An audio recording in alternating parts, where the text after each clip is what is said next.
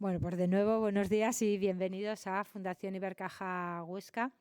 Es para nosotros un placer acoger este acto del 50 aniversario de la Fundación DEFA. Desde Fundación Ibercaja no entendemos la acción social como un gesto aislado, sino como un esfuerzo diario desde diferentes ámbitos para trabajar por y para las personas con discapacidad, apostando así por una sociedad más inclusiva. Nosotros nos sumamos a esta celebración y desde aquí quiero felicitar a todas aquellas personas que con su dedicación, esfuerzo y trabajo dan respuesta a las necesidades y demandas de las personas con discapacidad a lo largo de toda su vida, permitiendo así un crecimiento personal y poniendo en valor la capacidad frente a la discapacidad. Reitero mi felicitación y mi bienvenida a todos ustedes en la celebración de este aniversario. Y sin más, esperando pasen una agradable jornada, cedo la palabra a Marta Valencia, presidenta de Fundación DEFA. Gracias, Alexia, y sobre todo gracias a Fundación Ibercaja, que siempre nos recibís tan bien en vuestra casa, ¿no? Y que además hemos visto que está mucho más bonito que hace unos años que habíamos venido. Agradecer pues eso a Fundación Ibercaja el apoyo. Y bueno, estamos en los 50 años haciendo un ciclo de charlas hoy aquí en Huesca hablando de mujer y discapacidad, que vamos un poquito más atrás y ya os contarán aquí las compañeras, no me voy a adelantar. Y quiero darles las gracias sobre todo a Elena Puertolas, directora del Diario del Alto Aragón, de moderar esta mesa, charla, diálogo.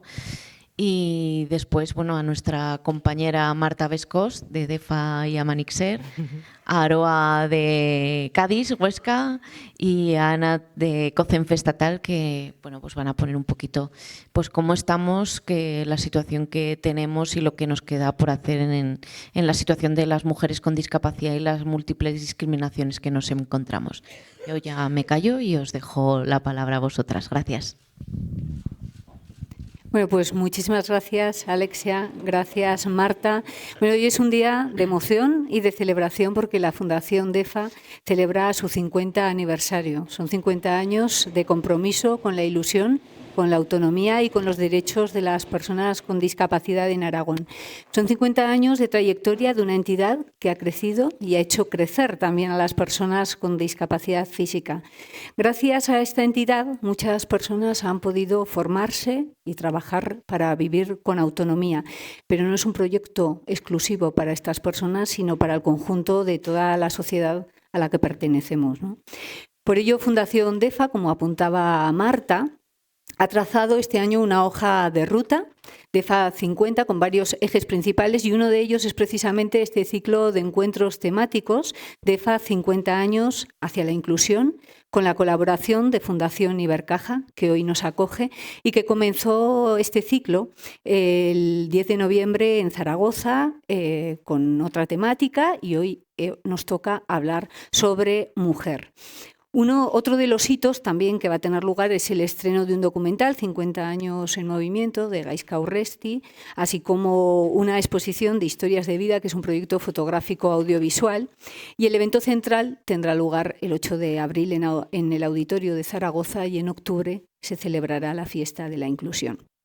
Bueno, vamos a abordar la discapacidad con la perspectiva de género, y nos vamos a centrar en la mujer. Y para ello nos acompañan Marta Vescós, que es técnica psicosocial de Amanixer Huesca, Aroa Almazán, trabajadora social de Cádiz Huesca, y Ana Redondo, técnica de igualdad de COCENFE Estatal. Vamos a conocer un poco, algo más sobre estas entidades, que algunos ya las conocen, pero la Fundación DEFA sobre todo se define por trabajar por y para las personas con discapacidad, y desde 1976 están luchando por los derechos de estas personas para contribuir a conseguir una sociedad más inclusiva. Tienen centros de apoyo social donde dan respuesta a las necesidades de estas personas, así como a sus familias en las 3 provincias, sobre todo para favorecer la autonomía personal, ¿no?, que es una de las finalidades que agrupa de alguna manera a todas las organizaciones que hoy nos acompañan. Vamos a conocer a Manisher, que es más reciente, nació en el año 2012, pero aquí en Huesca desde 2022, que trabaja sobre todo para fomentar la autonomía y difundir una imagen positiva de las mujeres y de las niñas con discapacidad, con el objetivo de promover el acceso y la participación social, reivindicar los derechos y libertades sexuales y la plena inclusión sociolaboral, educativa, sanitaria y en cualquier otro ámbito. Y de ello vamos a hablar ahora a continuación en esta mesa redonda. Desde COCENFE es una ONG sin ánimo de lucro que se constituyó en el año 1980 y su propósito pues es también idéntico, ¿no? Que es un poco lo que une a todas las organizaciones, que es conseguir una sociedad más inclusiva que garantice el derecho de las personas. Coordina, representa e impulsa al movimiento asociativo de personas con discapacidad física y orgánica en España y está formado por 94 entidades estatales, autonómicas y provinciales. Luego nos contará un poco más Ana Redondo. Y Cádiz, que la conocemos aquí muy bien, es la coordinadora de asociaciones de personas con discapacidad, una entidad también sin ánimo de lucro que está formada por 30 entidades de la provincia que trabajan con las personas con distintos tipos de discapacidad y que se fundó en 1996. Bueno, pues recientemente además, en 2021 ya cumplió 25 años de historia. Una fecha en la que conmemoraron, ¿no?, a través de distintas acciones, pues toda esa trayectoria, como ahora estamos celebrando la de la Fundación DEFA, ¿no? Con ellas tres vamos a abordar la situación de la mujer y vamos a comenzar describiendo un poco cuál es el punto de partida, en qué momento estamos ahora. Si te parece, Marta, comenzamos desde tu trabajo en Amanisher. ¿Cómo describirías en qué punto estamos ahora? Bueno, pues en primer lugar, buenos días a todos y a todas. Gracias por estar aquí. A ver, es innegable que ha habido una evolución importante a nivel de reconocimiento de derechos de las personas con discapacidad, pero sí que es importante pasar de ese discurso a la práctica y sobre todo, conseguir que sean oportunidades reales de acceso al empleo, a la educación, a la formación. Seguimos reivindicando desde Amanisher persiste todavía una falta de accesibilidad universal de manera importante. Hay muchas barreras. Existen las barreras físicas, ¿no?, las arquitectónicas, existen las barreras de comunicación, existen las barreras sociales. Lo que hacen estas barreras es limitar el acceso a esos derechos de la mujer con discapacidad y a la participación social. Hay algo que es un hándicap, y es que hay una escasez importante. Apenas hay estudios que crucen las dos variables, ¿no?, que son el género y discapacidad.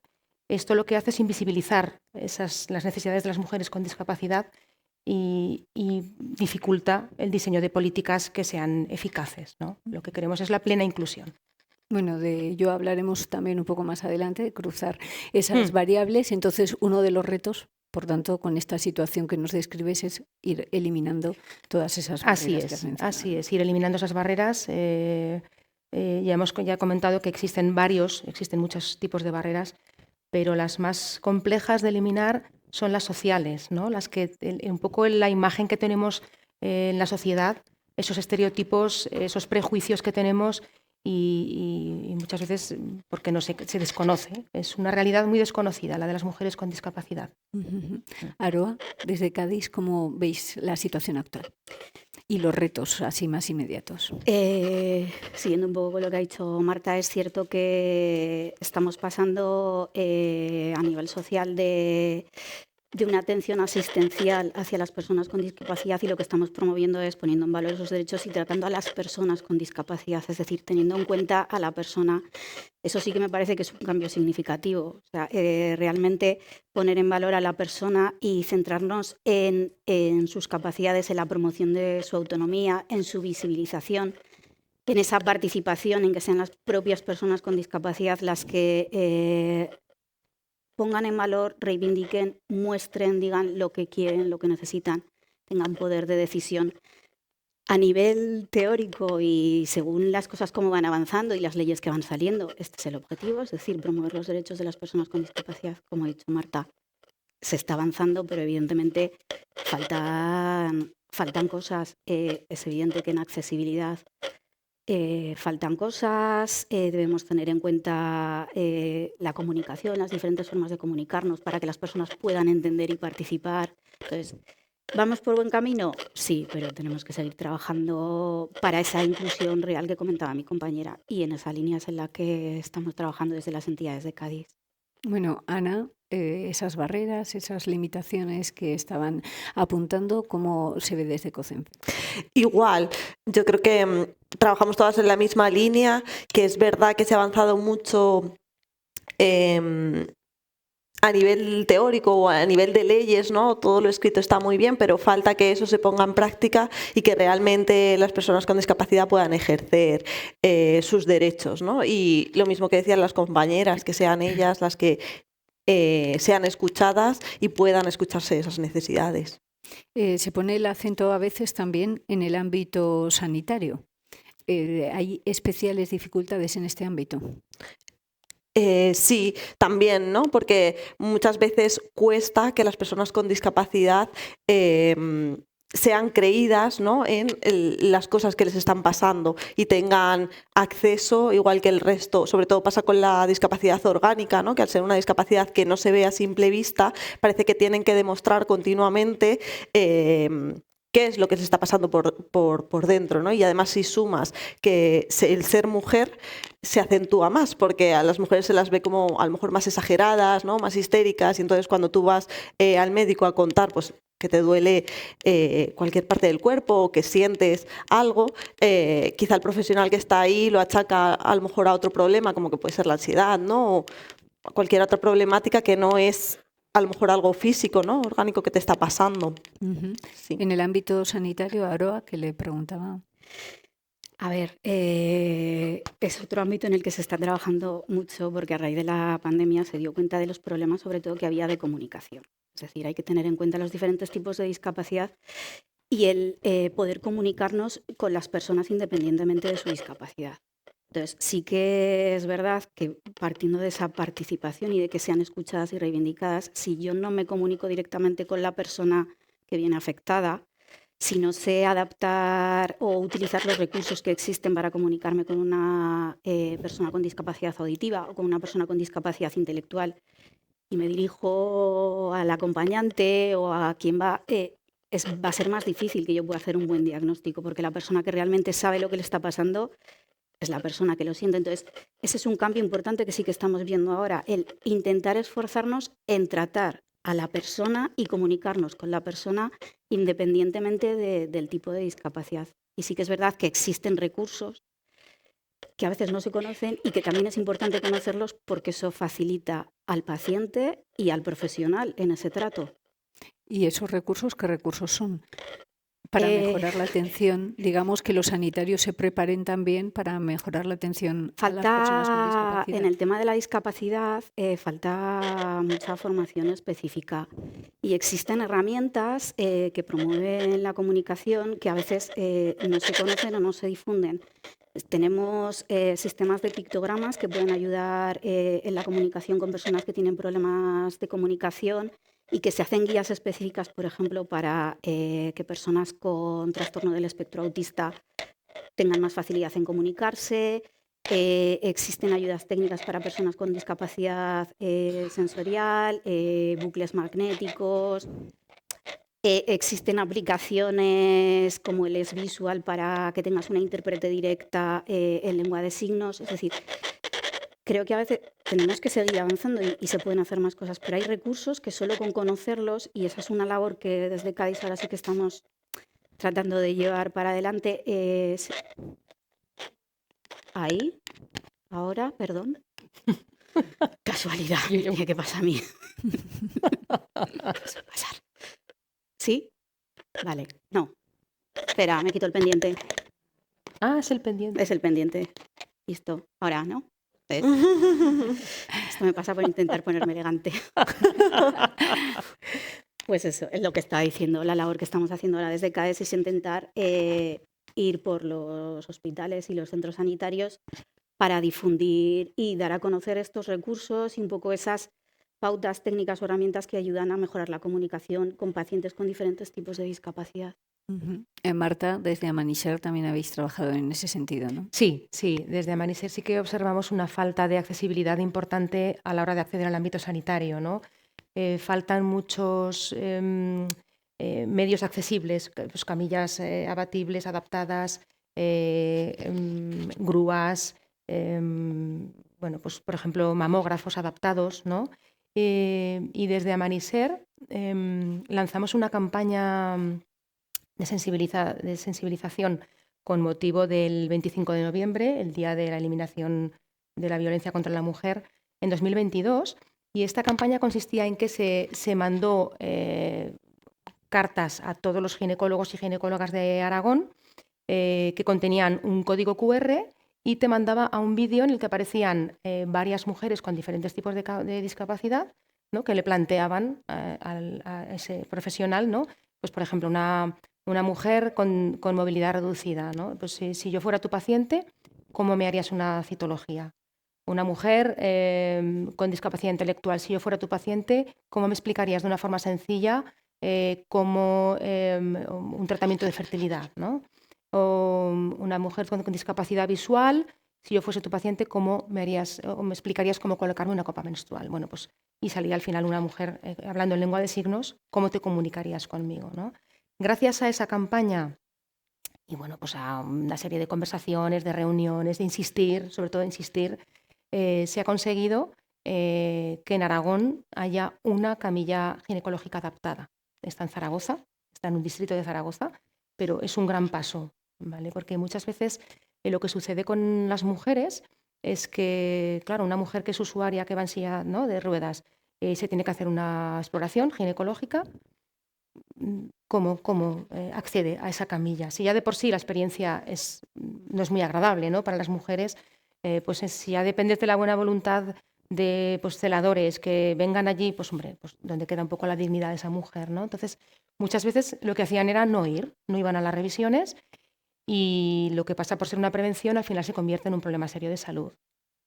Entonces hablamos de una violencia institucional y es importante pues poder trabajar un poco en todo esto. Y refuerzo lo que ha comentado Aroa, mi compañera, en cuanto al trato que dan los sanitarios, lo que decía, ¿no?, de muchas veces una mujer con movilidad reducida acude al médico acompañada y los médicos no le hablan a la mujer, hablan a la persona acompañante. No solamente pasa en la sanidad, pasa en cualquier ámbito, pasa en restaurantes, pasa en comercios, pasa en... Entonces, pues bueno, hace falta mucha formación, mucha sensibilización nos debe explicar cómo tratar de forma adecuada a una persona con discapacidad. Bueno, hemos visto un poco cuál era la situación y qué particularidad añade la condición de ser mujer a la situación de las personas con discapacidad. Decías antes, Marta, que no había datos cruzados, no había estudios donde se cruzaran esas dos variables. Sí, apenas. Lo que sí que sabemos es que aquí hablamos de un término que se llama discriminación interseccional. Este término fue acuñado en 1989 por una abogada estadounidense, Kimberly Crenshaw, que trabaja temas relacionados con raza y género.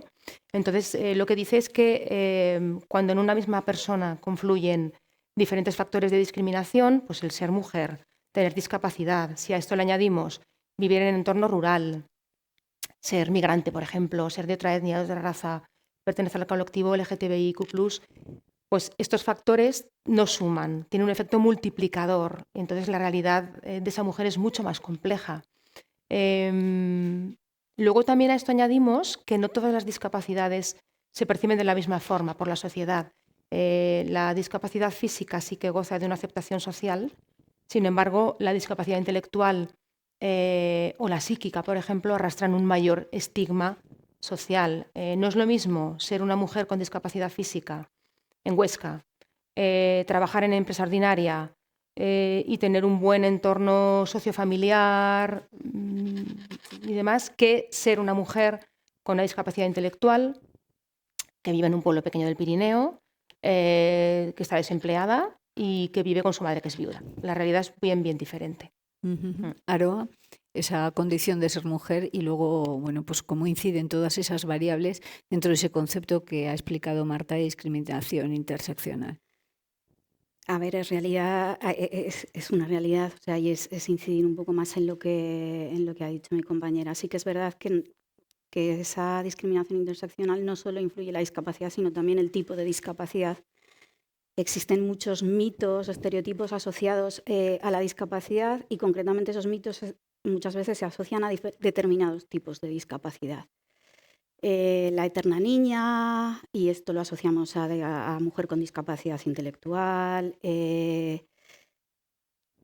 asexuadas, no reconocemos derechos o necesidades de las mujeres, no se habla de la sexualidad. La sobreprotección también es importante y aquí también entra un poco también el mundo rural. O sea, a veces muchas mujeres con discapacidad, sin tener unos datos objetivos, pero sí por lo que se va trabajando y lo que se conoce, muchas mujeres con discapacidad intelectual en el mundo rural se han quedado dentro del entorno sobreprotegidas y ejerciendo los cuidados, porque al final han acabado siendo cuidadoras de... Entonces, sí que es evidente que la mujer con discapacidad tiene mayores dificultades incluso que los hombres con discapacidad. Sí, has apuntado varios temas, Aroa, que después vamos a profundizar un poco más, pero Ana, un poco, bueno, ¿qué es lo que distingue también el hecho de ser mujer? Además, tú antes hablabas también de un estereotipo, ¿no? El de, bueno, pues parece que es una histérica, que no le hacen caso, que son estereotipos a veces que se asocian, ¿no?, a la condición de mujer. Sí, eso es. Y también, por ejemplo, en el ámbito de la violencia de género, las mujeres con discapacidad sufren más violencia de género que las mujeres sin discapacidad, que de hecho ahora se va a hacer un estudio, ¿no?, específico para encontrar más información sobre esto, ¿no?, de mujer y violencia, o sea, mujer con discapacidad y violencia de género, que yo creo que nos va a arrojar mucha luz también sobre las necesidades de las mujeres, pero el hecho de que las mujeres con discapacidad sufran más violencia de género tiene que ver con que muchas veces sufren más o tienen más dependencia del agresor, ¿no?, porque a lo mejor no tienen empleo, porque a lo mejor si necesito que mis cuidados, mi autonomía dependa de mi agresor, pues cómo me voy a separar de esta persona. También porque muchas veces no son creídas en los lugares de atención de violencia de género, ¿no?, por pensar que como tiene discapacidad, una mujer con discapacidad, está este mito también, ¿no?, de que no sufren violencia de género. Entonces es más difícil que sean creídas. Y luego además, si los lugares en los que tienen que ser atendidas no son accesibles, como comentaban las compañeras, pues es más difícil que me acerque a este lugar, ¿no? Porque si no voy a saber comunicarme, si no me van a entender, si no se van a dirigir a mí, si van a pensar que estoy mintiendo, pues quizás ni siquiera doy el paso para ir a denunciar o para comunicarlo en un sitio en el que me puedan atender. Entonces, aquí también se necesitan como medidas específicas para poder atender a las mujeres con discapacidad. Bueno, vamos a hablar precisamente de la imagen que se traslada y del lenguaje que se utiliza, ¿no? ¿Qué imagen se está trasladando, por ejemplo, en los medios de comunicación, en general, en la sociedad, y cómo tiene que ir cambiando también ese lenguaje? Pues partimos, ¿no?, de la base de que se suele mostrar poco a la mujer con discapacidad en los medios de comunicación, porque no suele ser un espacio en el que se las represente, pero además cuando se las representa se las suele mostrar o como heroínas, ¿no?, como ejemplos de superación, como una supermujer o como súper buena, ¿no?, y que no tiene por qué ser algo que represente la realidad, ¿no?, y que aunque pueda parecer como muy halagador el ser una heroína, pues a lo mejor no tienen por qué querer asumir ese papel, ¿no?, o tener siempre que estar demostrando que pueden, que quieren hacerlo, que están ahí, ¿no? Y luego pasamos al polo opuesto, ¿no?, de que son mujeres que siempre necesitan ayuda, que son víctimas, ¿no?, que son eternas enfermas, y tampoco es una muestra de la realidad. Entonces pasamos de una dualidad a la otra y sin dejar ver todo lo que puede haber por en medio, ¿no?, todos esos grises que son lo que realmente representan las mujeres con discapacidad, que hay una diversidad muy grande, como en cualquier ámbito. Bueno, eso entiendo que va cambiando y que también las entidades, ¿qué papel ejercéis desde las entidades para propiciar el cambio?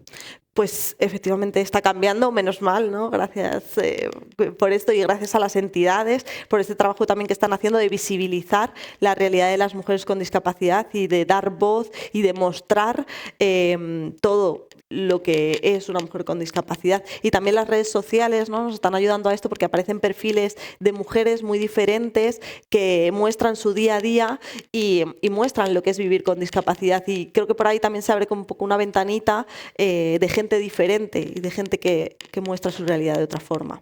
Igual lo que sucede también es que a veces siempre esas personas salen por su condición de ser personas con discapacidad y no por otras, ¿no, Aroa?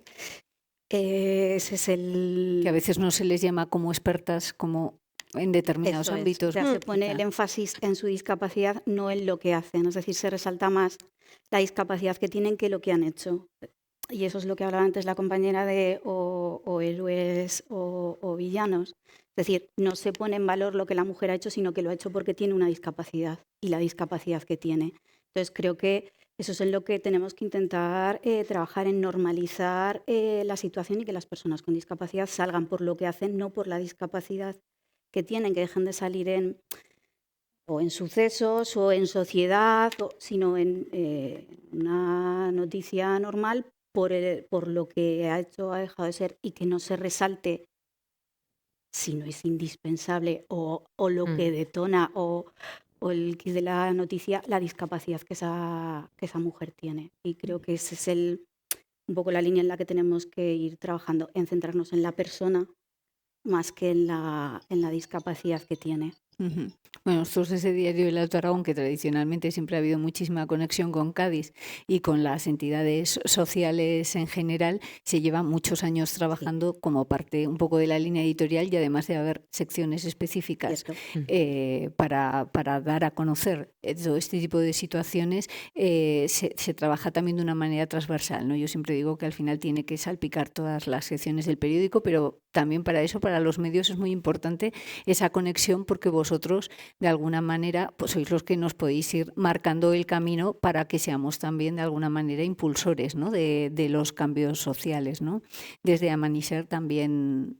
Sí, también desde se trabaja Amanisser, en ese sentido, ¿no? totalmente, sí. Trabajamos mucho las campañas de sensibilización y luego tenemos un proyecto que es bastante potente, que es un cómic. Bueno, ya hay varias ediciones del cómic. Esto surge de un café, de un grupo de apoyo, un café tertulia que se hacía a las mujeres se juntaban varias mujeres con discapacidad y contaban pues un poco lo que les iba sucediendo en su día a día, ¿no? Situaciones que ellas iban enfrentando de discriminación y demás. Entonces, bueno, se ha colaborado con Sara JB, que es una ilustradora de Zaragoza, para mostrar esas situaciones. Las protagonistas son 5 mujeres con diferentes tipos de discapacidad y cada una con sus circunstancias, con sus situaciones y demás. Y entonces se tratan temas transversales, ¿no? Temas que afectan a cualquier mujer, tenga una discapacidad. Pues el empleo, la educación, el feminismo, la maternidad, la sexualidad. Y bueno, esto se lanza como unas tiras de humor que se lanzaban una vez al mes por redes sociales y bueno, pues tuvo mucho éxito y se recopilaron en un cómic. Entonces, bueno, pues estos cómics se han convertido en una exposición de préstamo itinerante, no solamente va por Aragón, va por toda España. Se presta pues a centros cívicos, casas de cultura, centros de casas de la mujer, y es una manera muy potente de poder trabajar, darles voz a ella, a las mujeres con discapacidad, y llegar a un público joven y sobre todo es normalizar, visibilizar y sensibilizar, que son un poco los 3 pilares que trabajamos en Amanisser. Bueno, habéis ido mencionando algunos de los temas que tenemos que tratar y uno de ellos, por ejemplo, es la formación y el empleo, ¿no? Son claves para el desarrollo de las personas, para el desarrollo de su autonomía. ¿Existe una dificultad añadida? Sí, las mujeres tienen una dificultad para poder acceder a veces a la educación, muchas veces fomentadas desde la propia familia, ¿no? Esa sobreprotección que hemos estado hablando, ese paternalismo que, bueno, cuando nacía una niña en una familia, a veces cuando nacía con discapacidad, bueno, pues no se le incentiva a que se forme. Luego, por otra parte, también tenemos una falta de accesibilidad de los propios centros educativos a nivel de infraestructuras, a nivel de material adaptado. es muy importante cuando hablamos de educación hablar de inclusión, no tanto de integración, que era el concepto un poco que se utilizaba anteriormente, ¿no? Que implica que la persona se tiene que adaptar al medio, al sistema, pero ahora ya hablamos de inclusión, en el que el sistema se adapta a la persona, a esas necesidades y demás. Si no hay acceso a la educación, pues se dificulta el acceso al empleo.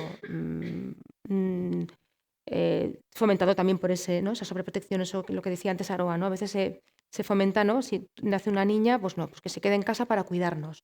¿Dónde vas a ir tú a trabajar? No te van a contratar. A eso añadimos, claro, eso genera una autopercepción negativa de las propias mujeres, ¿no? Hay que sumar un poco esa visión que tienen las empresas, que todavía está lejos de esa inclusión, ¿no? Porque las empresas, por lo general, mujeres con discapacidad lo asocian a bajas, a personas enfermas que van a coger una baja, con lo cual ya nos encontramos con otra limitación más.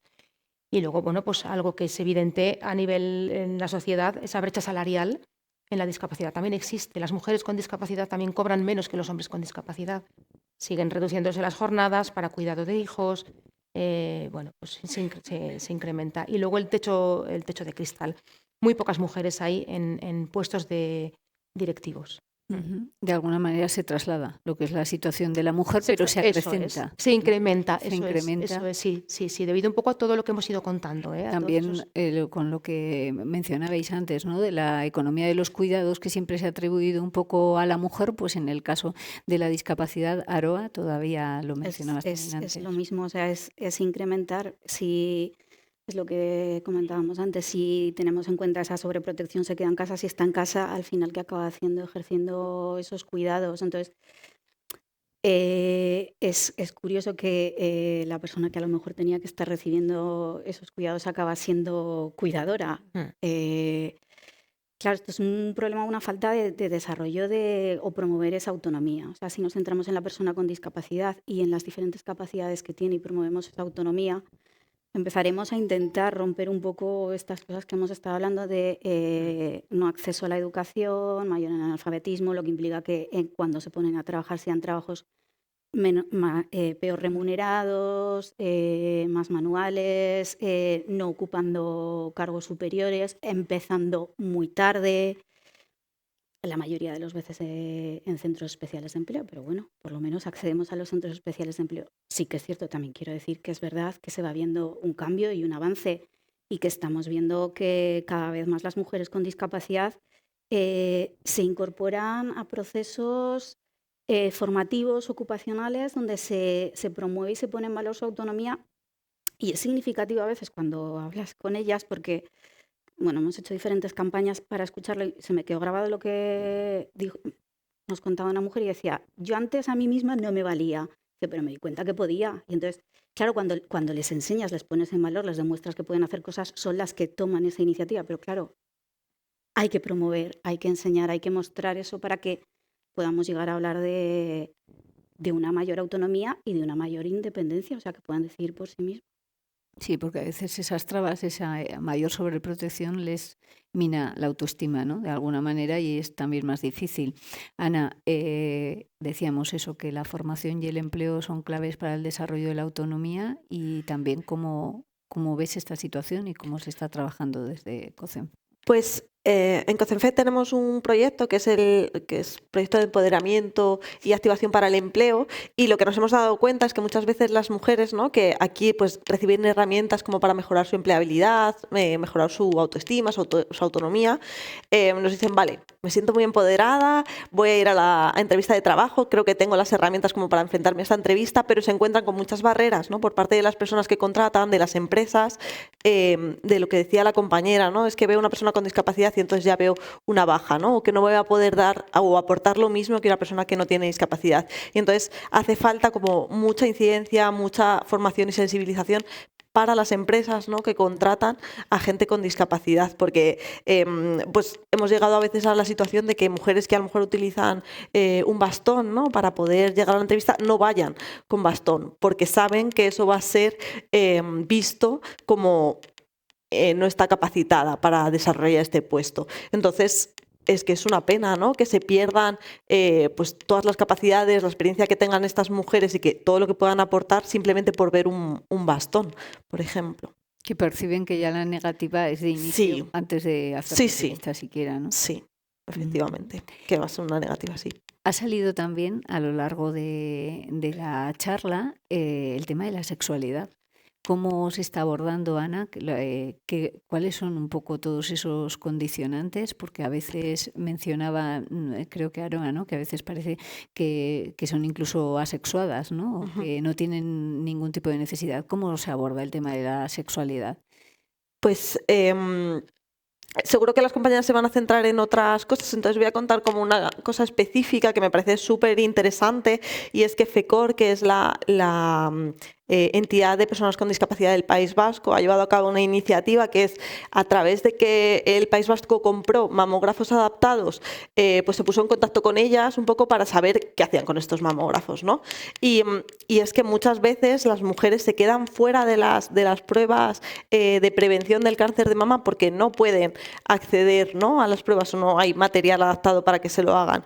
Entonces, gracias a que estaban estos mamógrafos, hicieron toda una evaluación de cómo era la accesibilidad de los centros sanitarios, ¿no? Es decir, todo lo que faltaba, los vestuarios, las puertas, la comunicación, ¿no?, los accesos, y luego cómo se tenían que utilizar los mamógrafos, cómo debería dirigirse los profesionales o los equipos de profesionales a las mujeres. Hicieron un llamado también para que las mujeres se acercaran a los centros sanitarios sabiendo que iban a estar adaptados para ellas. Entonces, ha tenido como una buena acogida porque las mujeres han sentido, ¿no?, que van a ser bien atendidas en estos centros, y entonces, joder, ya se están haciendo estas pruebas preventivas del cáncer de mama, y ha ido muy bien la iniciativa, y están intentando como visibilizarla para replicarla en otras comunidades autónomas y que se pueda hacer esta misma evaluación de los centros sanitarios. Y es una forma más, ¿no?, de acercar o dar importancia a la sexualidad de las mujeres con discapacidad,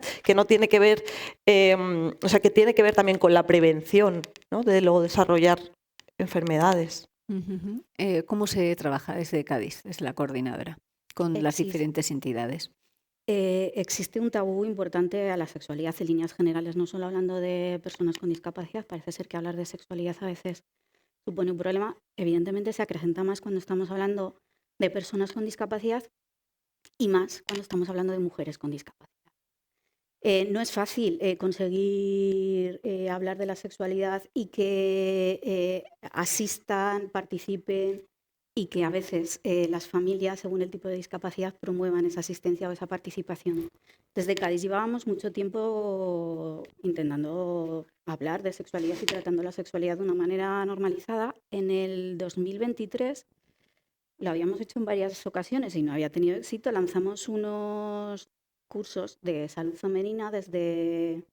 Bueno, tengo que decir que el grupo de Cádiz trabaja por grupos de trabajo. Tiene un grupo que es el grupo de mujer, en el que participan diferentes entidades de la coordinadora y en el que se trabaja y se decide qué temas queremos sacar adelante. Se había decidido que el tema de la sexualidad era un tema importante, entonces intentábamos sacar formaciones para mujeres con discapacidad, todo tipo de discapacidad, para que participaran.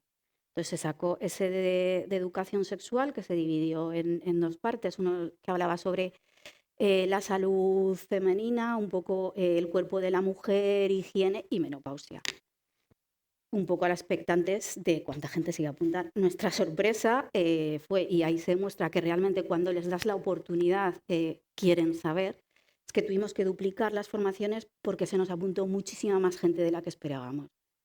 Y concretamente un colectivo de mujeres con discapacidad intelectual que normalmente cuesta más que accedan, porque como no se habla, no se dice, tampoco tengo esa necesidad, no la siento, no la conozco, o no me dan la posibilidad de acceder a.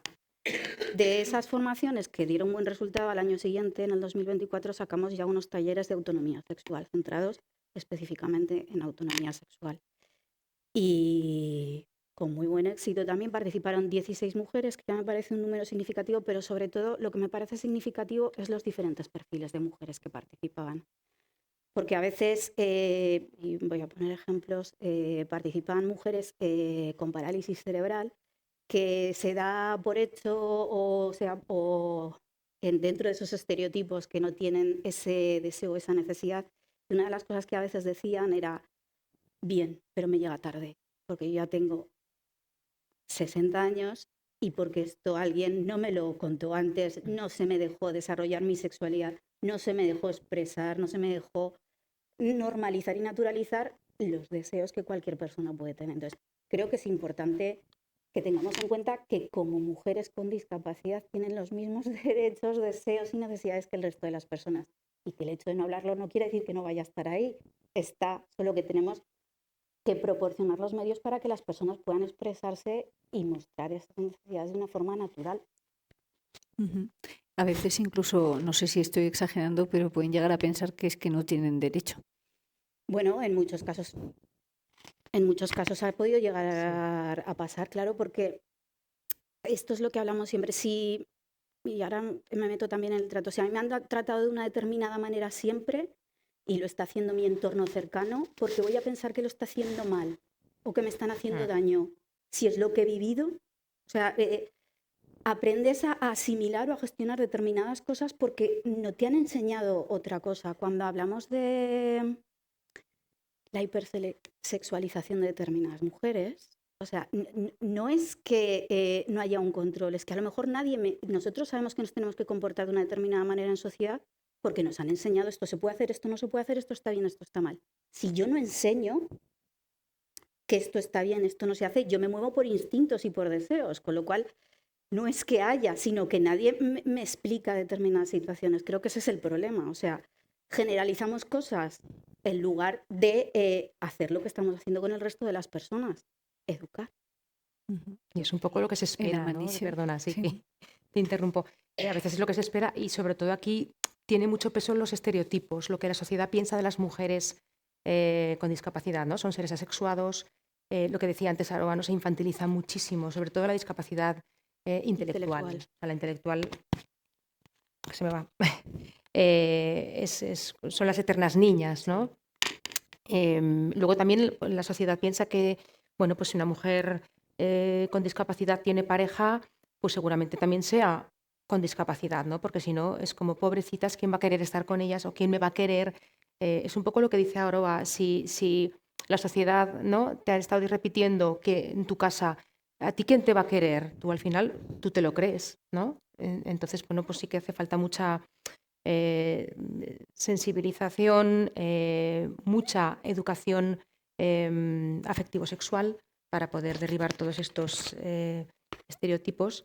Y sí que quería mencionar un poco en este ámbito, en el tema de la sexualidad, paso ya un poco a la maternidad, ¿vale? Y a los derechos reproductivos. Y es que al contrario de lo que nos sucede, o lo que sucede con las mujeres que no tienen discapacidad, ¿no? Que llegada a una edad se te cuestiona, ay, no quieres ser madre, no vas a ser... a las mujeres con discapacidad les pasa justamente lo contrario. Lo que se les cuestiona es que quieran ser madres. ¿Cómo vas a ser madre si tú no puedes cuidarte a ti misma? ¿No? Entonces, pues bueno, es importante trabajar muchísimo la formación y esa sensibilización.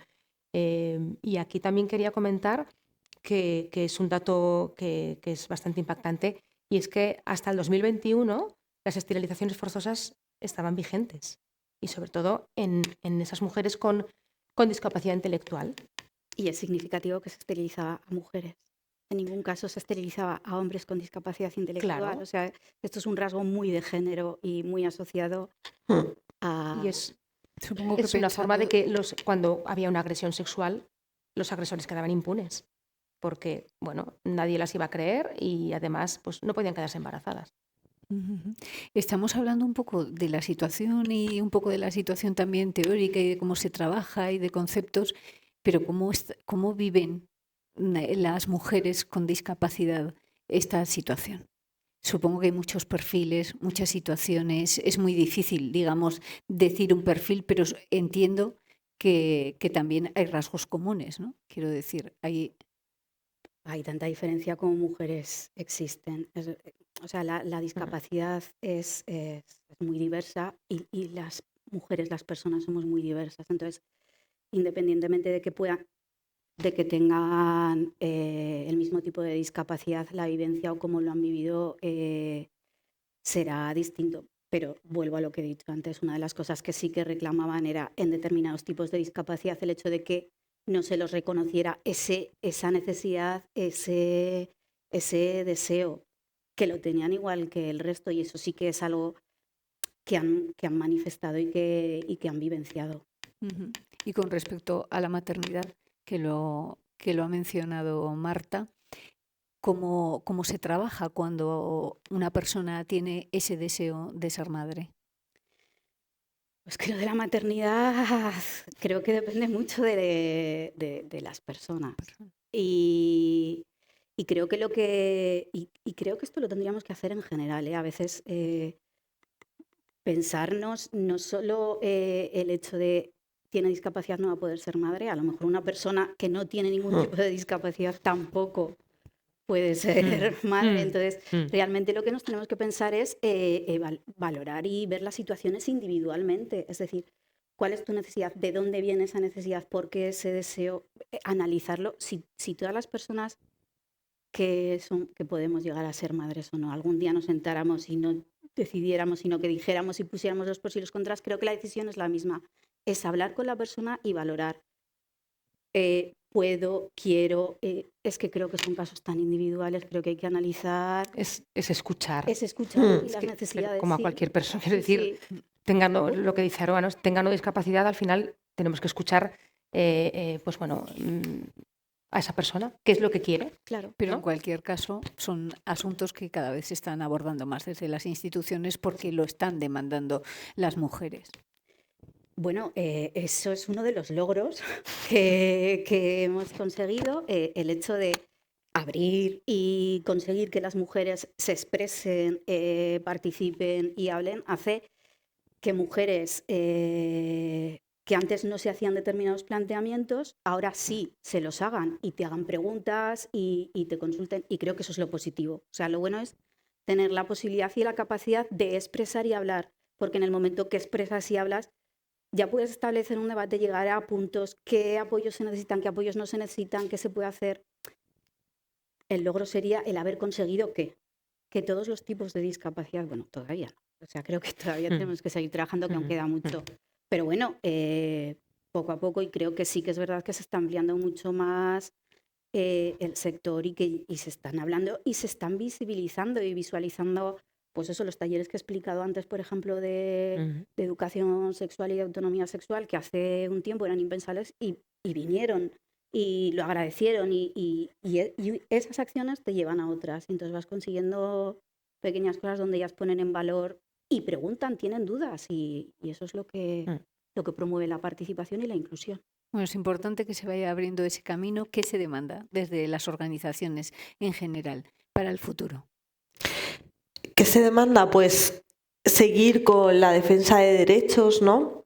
De las mujeres con discapacidad, porque, por ejemplo, en COCENFE lo que nos encontramos muchas veces es esta vulneración de derechos de las mujeres en cualquier ámbito, y creo que hay que seguir pues como unidas, trabajando por la defensa de estos derechos, que las personas y que las mujeres sean autónomas y que tengan una vida independiente, que puedan decidir cómo quieren vivir su vida, pues con la maternidad mismamente, ¿no? Un tema como súper importante para poder decidir qué es lo que quieres hacer tú, dónde quieres vivir, con quién quieres vivir, en qué quieres trabajar, qué quieres estudiar, que puedan tener la oportunidad de decidir eso, porque muchas veces no pueden decidirlo, simplemente es lo que les toca o lo que les han dejado, ¿no? Pero que puedan decidir realmente cómo quieren vivir sus vidas. Entonces yo creo que eso es lo más importante y por lo que se está luchando ahora. ¿Desde Cádiz? Desde Cádiz se está haciendo mucho hincapié en que esa inclusión sea real y que las mujeres, como dice mi compañera, puedan realmente acceder a los recursos, a los servicios, porque si no tienen la posibilidad de acceder, no van a tener la información, el conocimiento, lo que les permita ser autónomas. Aprovechando esto, sí que, y ha salido el tema de la violencia, y por ejemplo es uno de los temas que a nosotras nos preocupa mucho. Ya se ha dicho que las mujeres con discapacidad tienen mayor posibilidad de sufrir violencia y, sin embargo, muchas veces tienen dificultades para acceder a los recursos específicos que tratan la violencia. Entonces, Ahí vemos esos problemas y eso nos preocupa porque si no podemos acceder, no nos pueden asesorar, no nos pueden informar. Es difícil que podamos superar esos procesos de violencia, de pues, promover esa autonomía, salir de esas situaciones. Si para una mujer sin discapacidad ya resulta complicado, si ya de hecho para una mujer con discapacidad no puedo acceder a, va a resultar mucho más complicado. Entonces, desde CAI sí que reclamamos un poco pues, esa accesibilidad que permita no solo acceder, sino que el acceso y la comprensión de los recursos sea factible para todas las mujeres con discapacidad, independientemente del tipo de discapacidad. Quizá porque esos recursos no están pensados para atender a personas con discapacidad. Efectivamente, porque para atender a personas con discapacidad están pensados otro tipo de recursos, pero si hablamos de promover autonomía, de la participación, de desarrollar la igualdad, tendremos que pensar que cada recurso y cada servicio está centrado y es específico para tratar unas determinadas situaciones, con lo cual, independientemente de que yo tenga o no tenga una discapacidad, una mujer con discapacidad tenga o no discapacidad, si ha sufrido violencia, tiene que poder acceder a esos recursos, igual que tiene que poder acceder al médico y explicar lo que le está pasando. Quiero decir, claro, si pensamos en los recursos para un caso concreto y no para determinados colectivos, todos podremos... Pues la violencia no es un tema que podamos pasar por alto. Desde Amanisher, que Claro, trabajáis es que específicamente con mujeres. sí, es un poco lo que dice Aroa. Es que tiene que haber un compromiso institucional. O sea, no puede ser que porque una mujer tenga una discapacidad psíquica o intelectual sea excluida de un recurso específico de violencia de género. Y eso a día de hoy sigue sucediendo. Y está sobre el papel. Quiero decir que no es una cosa que digamos aquí ya está sobre el papel. Hay mujeres que por tener una discapacidad en concreto están siendo excluidas para poder acceder, entonces es importante. Y cuando se da una de estas situaciones, entonces no recurren a los recursos que están Eso es. que existen para la población en general, sino a las entidades que trabajan con personas con discapacidad, ¿no? Lo que suele ocurrir muchas veces es que, bueno, ni siquiera dicen que están sufriendo Claro. estas situaciones por lo que hablábamos antes también. O sea, no me van a creer, hay mayor miedo a enfrentar o pasar por determinadas situaciones, se les va a prejuzgar de entrada más según el tipo de discapacidad y ya van con eso, con lo cual muchas veces que es lo que hacen es que ni siquiera lo expresan. Entonces se está tratando otro tipo de... Se les está atendiendo, se les está apoyando en otras situaciones, pero no en esa. Por eso sí que hacemos mucho hincapié en que los recursos específicos se centren porque no todos tenemos que saber de todo, pero si hay recursos específicos que saben de algo, es importante apoyarse. Entonces, es esa, un poco esa labor, que podamos acceder, tener acceso a lo que existe para que se puedan tratar diferentes temas. Y un poco esa colaboración, Eso ¿no? es. Siempre desde las entidades que trabajamos con la discapacidad, siempre hemos ofrecido esa colaboración. Si hay un recurso que nos lo demanda, estamos siempre abiertas a colaborar y sobre todo a esa formación, porque es lo que hablábamos al principio, ¿no? Muchas veces la sociedad tiene, como tenemos tantos prejuicios y tantas ideas ya, ¿no?, preconcebidas, es desconocido. Bueno, pues para eso estamos las entidades del ámbito social, ¿no?, y específicas de mujer con discapacidad. Va mucho en la línea de ese cambio de paradigma que hablábamos antes. O sea, si ya estamos en hablar de derechos y participación, tenemos que hablar en todas estas líneas y cambiar cosas que tradicionalmente se han venido haciendo de una manera, pues pasar a hacerla de otra. Y ahí estamos en esa línea. Bueno, pues han salido muchos retos y muchas reivindicaciones que también requieren de la acción de las instituciones, pero también hemos hablado de la importancia de la sociedad, del entorno, porque muchas veces condiciona la situación o cómo se ven estas personas, ¿no? ¿Qué podemos hacer también desde la sociedad, además de trasladar todas esas reivindicaciones a las instituciones públicas para que lideren también con las organizaciones el cambio? Ana, por ejemplo.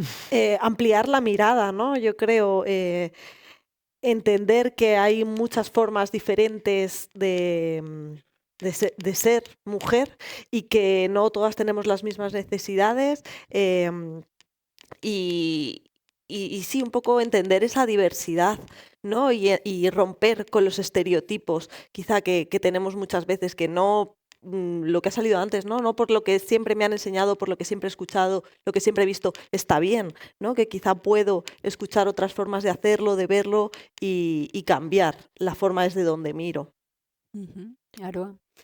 Es que creo que es lo fundamental, o sea, romper con esas barreras que hemos dicho sociales, con ese estigma asociado para que realmente pues, nos podamos centrar en la mujer, no solo en su discapacidad, sino en todo lo que conlleva esa mujer. Y creo que ese es el acompañamiento que realmente... Bueno, pues si nos permiten, vamos a soñar, ya que estamos, y a pedir un deseo, ya que estamos en la celebración del 50 aniversario de DEFA.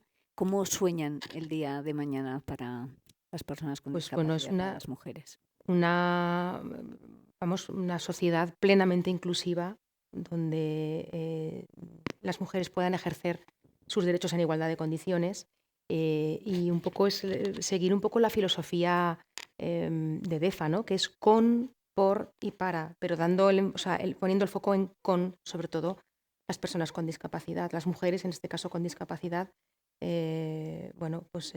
Nada sobre nosotras sin nosotras, ¿no? Es fundamental garantizar esa accesibilidad universal y conseguir que se puedan ejercer esos derechos en igualdad de condiciones.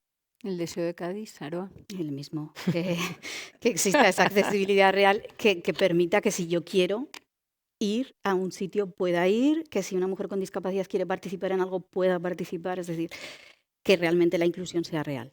Qué sencillo parece, así Parece, como lo dices, parece. ¿no? ¿Verdad? Pero Ana, Parece.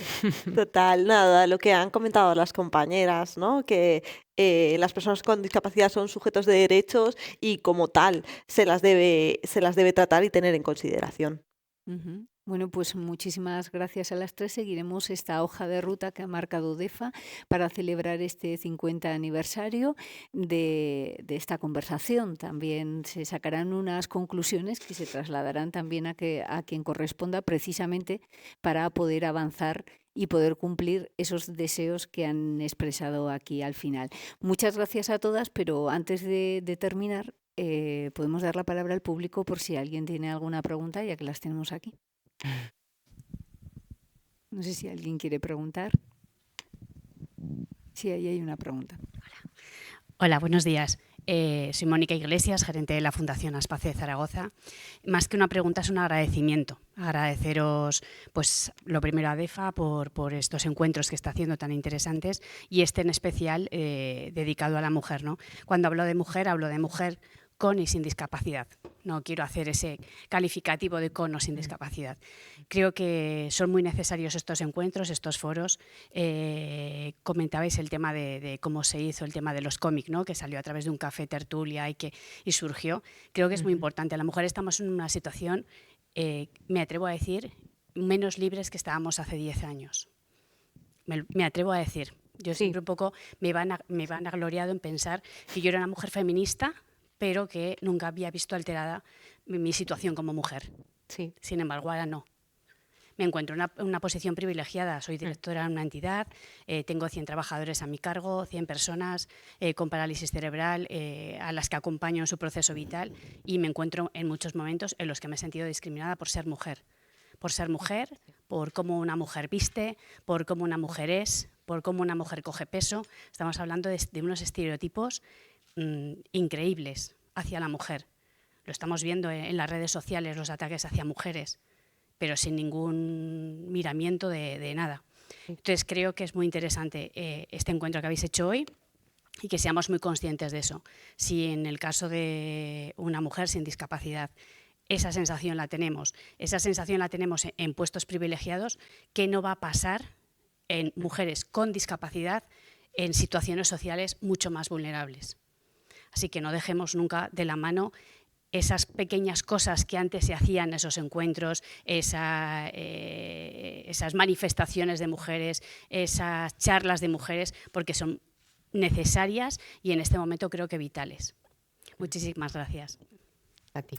Pues muchas gracias, Mónica Iglesias, gerente de Aspace Zaragoza, por su aportación y también por expresar ese deseo de que continúen también estos encuentros en los que se avanza, porque realmente hemos analizado la situación y hemos visto un poco cuáles son esos retos y hacia dónde tenemos que caminar como sociedad. No sé si hay alguna otra pregunta.